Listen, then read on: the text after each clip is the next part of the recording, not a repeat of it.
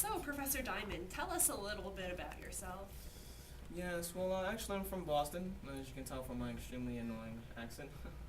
Yes, then I moved to the land of Montana, the great It's a beautiful state.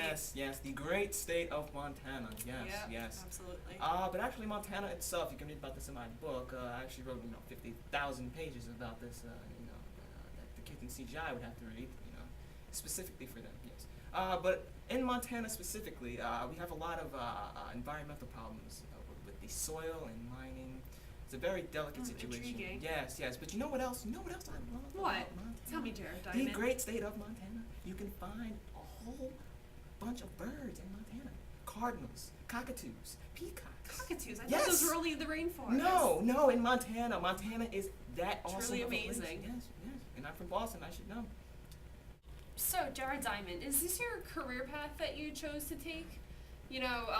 Ornithology, or as most people know it as the study of birds? No. Actually, I'm an author. I write books about the collapse of society. Oh, is that so? Yes. The very, very, very riveting tales, the real page turners, actually, people tell me that they cannot put my book down, that they've read it from front to back. Yeah, that's an interesting point. I mean, Yes. I had a different experience. But with it. about birds though, I actually have an interesting bird call.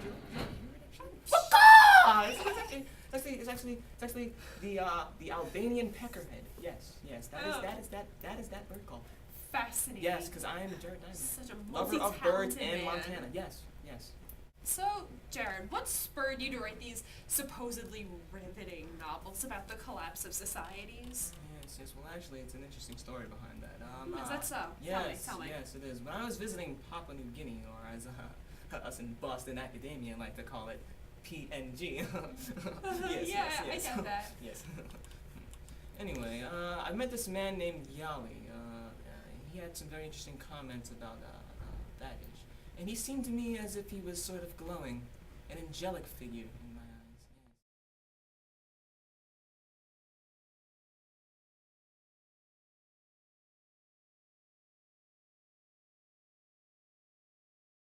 Yes. Truly spiritual experience, is that right? Yes, it was. So yes, that's very, very intriguing. But anywho, in your novel Guns, Germs, and Steel, you explore the collapse of various civilizations throughout the course of history. In your opinion, what do you feel is the most intriguing, interesting case of collapse? Yes. Well, I think that the case in Easter Island was most intriguing. Yes. What happened there? Over cultivation of land. Yes. It's a very throughout my book, Collapse, by stores today. You can see this happen in many societies. Like in the case of Montana, perhaps? Yes, Montana, the great land of Montana. Yes, indeed.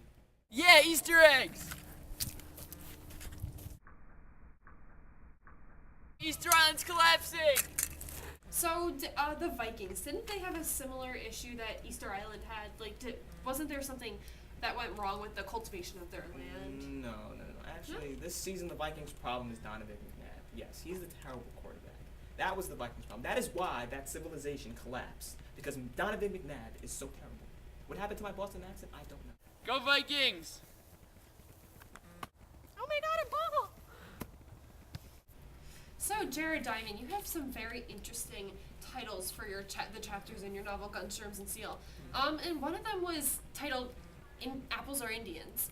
So, can you tell me what the inspiration for that title was? Well, it's funny you should ask because it was my sophomore year in high school, and my teacher made us read Little Tree. Oh, I've heard of that book. Adventures of Little Tree. Good something like that. reviews. Yes, I wouldn't say so myself, but anyway, I could just imagine some little Indian child getting pegged with apples.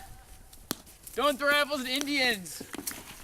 So, Jared Diamond, I actually got a copy of your novel, Guns, Germs, and Steel, and I noticed that in the title for one of your chapters, as interesting as Apples or Indians was, I found Chapter 9, Zebras, Unhappy Marriages, and the Anna Karenina Principle title to be very interesting.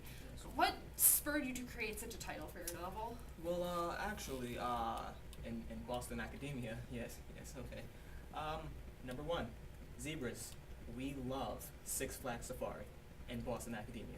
Number two, Interesting. unhappy marriages. Kim Kardashian. Yes, 72 days. I know, it's crazy. Number 3, Anna Karenina. Whatever it was. I just, I love the book. Love the book. And I also love Russia. Shout out to Stephen Fromme there. Yes, indeed. Well, that's it. That's pretty much it. Very interesting. Thank you so much for your time, Jared Yes, Diamond. thank you. And tune in next time when we explore the Ice Age and are we on the journey to entering into another Ice Age? Thank you so much, Jared Diamond. Yes, thank you. Thank you very much. Go Montana. Go Montana. Yeah.